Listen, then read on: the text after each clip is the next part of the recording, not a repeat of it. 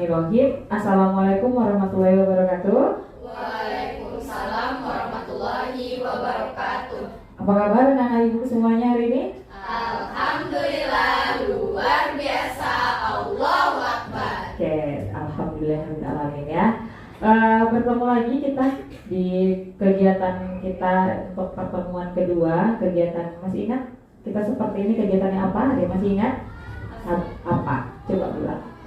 Konseling kelompok. Iya, kita akan melaksanakan kegiatan konseling kelompok.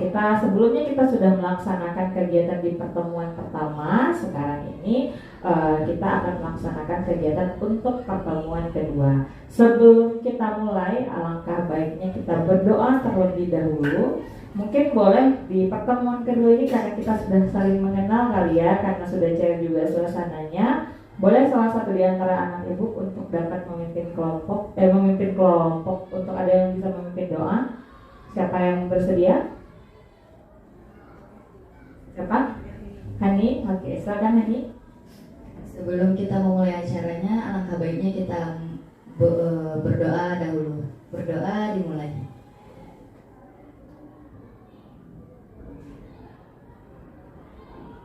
Berdoa selesai. Mungkin ada yang bisa mengulang kembali, mengingat-ingat apa itu konseling kelompok yang sudah kita lakukan kemarin nih. Menurut anak ibu, apa itu konseling kelompok? Boleh, silakan. Konseling kelompok itu adalah penyelesaian masalah yang dilakukan secara berkelompok. Ya, penyelesaian masalah yang dilakukan secara berkelompok. Nah, sebelum itu sekali lagi ibu ingin mengingatkan kepada anak-anak ibu bahwasanya di konseling kelompok ini ada beberapa asas yang harus kita jaga. Yang pertama yaitu adalah asas kerahasiaan. Asas kerahasiaan ini segala sesuatu yang kita bahas pada kegiatan ini itu harus dijaga kerahasiaannya. Anak-anak ibu tidak boleh membicarakan, membocorkan kepada siapapun sekalipun kepada bestinya di kelas gitu ya. Lalu ada azas kekinian. Nah, seperti sebelumnya pernah dijelaskan bahwasanya pada konseling kelompok ini masalah yang akan diselesaikan dan diungkapkan itu adalah masalah yang sedang dialami pada saat sekarang atau pada saat ini. Jangan masalah 2 tahun atau 3 tahun yang lalu, apalagi masalah yang akan datang. Terus ada azas keterbukaan. Asas keterbukaan ini adalah masing-masing anak ibu itu harus dengan sukarela terbuka dalam mengemukakan masalahnya, dalam memberikan solusi, dalam memberikan tanggapan. Itu diharapkan bisa terbuka dengan baik. Dan ada azas kenormatifan. Azas kenormatifan ini, apa yang kita bahas ini insya Allah semoga sesuai dengan norma-norma yang berlaku gitu. Jadi tidak ada di 2 jalur dia yang kita bahas ini gitu ya. Oke, untuk pelaksanaan kegiatan pada hari ini itu akan dilaksanakan selama 40 menit ke depan ya. Jadi di pertemuan kedua, di pertemuan pertama kemarin sudah 40 menit, dan di pertemuan kedua ini juga kita akan melaksanakan kegiatan itu selama 40 menit gitu. Nah, sebelum itu anak-anak ibu, apakah semuanya sudah siap untuk melakukan kegiatan konseling kelompok ini? Siap. Sudah siap? Insya Allah siap ya. Oke, sebelum kita mulai, alangkah baiknya kembali lagi kita ingin mengucapkan ikrar konseling kelompok ya, pakai ini nanti ya. Oke, ikrar konseling kelompoknya seperti sebelumnya itu, ketika ibu bilang saya, lalu menyebutkan nama masing-masing ya. Oke. Saya Risti Andiana Vita. Saya Dengan ini menyatakan bahwa saya sanggup dan bersedia menerima, menyimpan, memelihara, menjaga, dan merahasiakan segala data,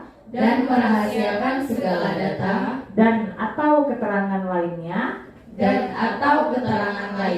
yang saya terima baik dari diri saya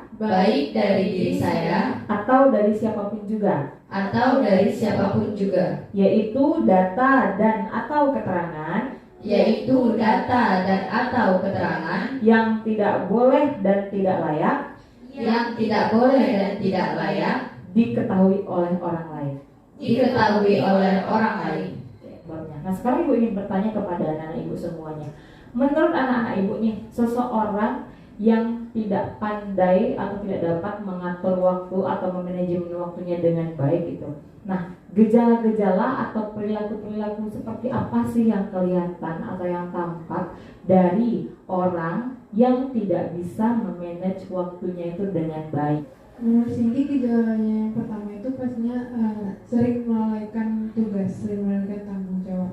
Juga terlalu menyepelekan hal. Maksudnya dia punya jadwal, karena dia terlalu santai kayak Cindy bilang tadi, jadi kayak sepele gitu. Sepele. Selalu terlambat ke sekolah. Selalu datang terlambat atau kegiatan lainnya. Ada lagi yang mau? Tidak dapat menyelesaikan semua tugas-tugas yang diberikan. Tidak dapat menyelesaikan semua tugas-tugas yang diberikan. Ada lagi? Keteteran dalam hal yang akan dilakukan. Jadi Keteteran. Boleh dijelaskan? ketika dalam mengikuti sebuah kegiatan, dia pasti yang kayak tiba-tiba datang, maaf ya telat. Jadi sering keteteran dalam kegiatan. Sering keteteran. Ada lagi? Selalu buat banyak alasan untuk hal-hal dari keterlambatan dia tadi. Oh, dia mencari alasan kayak lagu, mencari alasan atas keterlambatan yang sudah dia lakukan. Ada lagi yang lain? Tidak bertanggung jawab sih. Tidak bertanggung jawab. Kenapa dia sampai tidak bertanggung jawab? Iya, kayak misalnya ada kegiatan pasti udah ada janjinya kan, dan dia itu nggak tanggung jawab sama janji dia janji untuk datang tepat waktu sesuai jadwalnya, tapi kan dia tidak bertanggung jawab, telat dia jadinya. Nah, kalau sudah kita temukan penyebabnya, kita lihat gejalanya, lalu apa lagi langkah kita berikutnya? Apa? Solusi. Mencari solusi. Oke. Menurut anak-anak ibu nih semuanya, nanti boleh secara bergantian menjawab.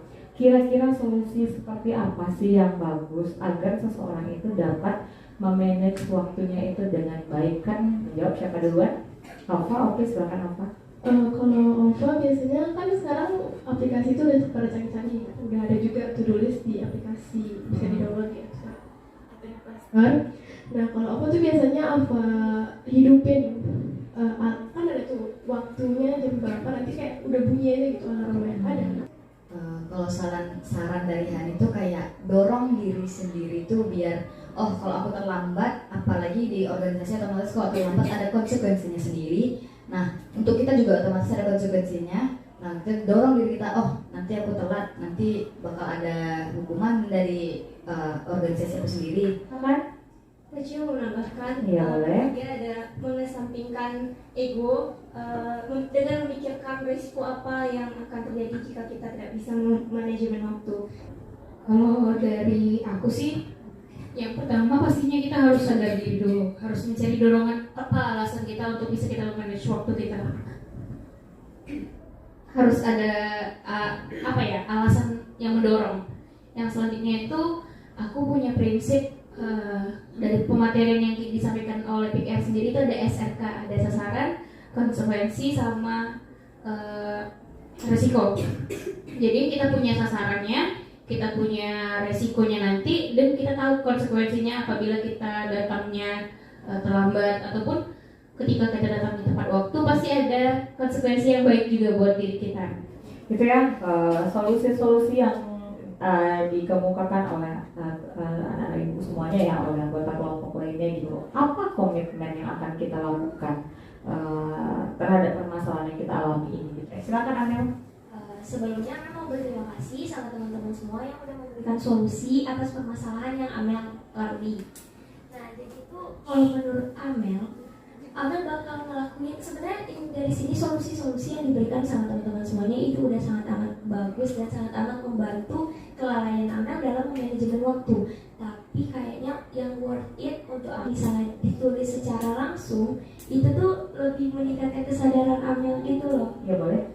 Kalau Han itu punya prinsip nih, kita tuh hidup kan harus punya prinsip dulu. Sesudah kita punya prinsip, baru kita punya komitmen tadi. Kalau aku terlambat, kayak contoh dari pengalaman Hani kan koor gitu di salah satu bidang di organisasi. Nah, kalau Hani terlambat gimana anggota yang lain? Sementara biasanya ketua itu adalah contoh dari anggota-anggotanya. Ya, boleh Cindy? Izin menambahkan ini. Ya, boleh. Nah, dari sama seperti Hani tadi, cuman ada tambahan sedikit, yaitu di mana Cindy memiliki pikiran, kalau Cindy menerapkan pikiran di diri Cindy bahwa waktu itu penting, waktu itu nggak bisa diulang, dan penyesalan itu kan selalu datang di akhir kan, nih. Nah, maka dari itu Cindy benar-benar menerapkan pikiran kalau ini tuh nggak boleh dimain, waktu itu nggak bisa dimainin. Tidak terasa sudah hampir 40 menit kita melaksanakan kegiatan konseling kelompok ini gitu ya. Sangat banyak sekali ilmu, masukan-masukan dan pemahaman-pemahaman yang baru kita dapat. Ternyata dengan permasalahan itu bisa kita selesaikan secara bersama-sama dengan berdiskusi seperti ini gitu ya, meminta pendapat dari teman-teman yang lain gitu kan, sehingga solusi-solusi atau saran-saran dari teman-teman yang lain itu bisa kita aplikasikan untuk diri kita sendiri gitu ya. Karena memang permasalahan ini kan kita semua mengalami gitu ya, ada yang baik manajemen waktunya, ada yang kurang baik manajemen waktunya. Tuh. Nah, sebelum kita tutup, Ibu ingin menanyakan kepada anak-anak Ibu semuanya, nanti boleh dijawab secara bergantian gitu. Kesimpulan apa yang anak-anak Ibu dapat hari ini atas kegiatan yang sudah kita lakukan ini? Silakan. Kalau dari memanage waktu tadi, jadi dapat memotivasi baru. Jadi kayak, oh ternyata emang waktu itu yang seberharga itu dan sepenting itu gitu untuk kita lakuin. Menurut Cindy, kesimpulan yang bisa kita ambil hari ini itu adalah manajemen waktu itu kita tidak terlahir dengan kemampuan seperti itu kemampuan yang bisa kita latih, dan juga dengan berkumpulan kita saat ini kita bisa tahu cara-caranya apa aja, solusi untuk manajemen waktu yang buruk apa aja. Amel mau menambahkan, sebenarnya pendapat Amel sama juga sama si Ibu. Jadi itu kalau dari konseling berkelompoknya itu tuh Amel merasa kayak plong juga masalah Amel, jadi masalah Amel itu terbantu. Yang awalnya kayak kata Cindy cuma tahu satu cara supaya menyelesaikan masalah, jadi Amel tuh bisa mendengarkan dari pendapat-pendapat dan solusi dari teman-teman yang lain. Terus juga kalau dari manajemen waktunya, Amel merasa terbantu sih, jadi kayak bisa tahu ini yang harus Amel lakukan untuk selanjutnya agar bisa datang tepat waktu.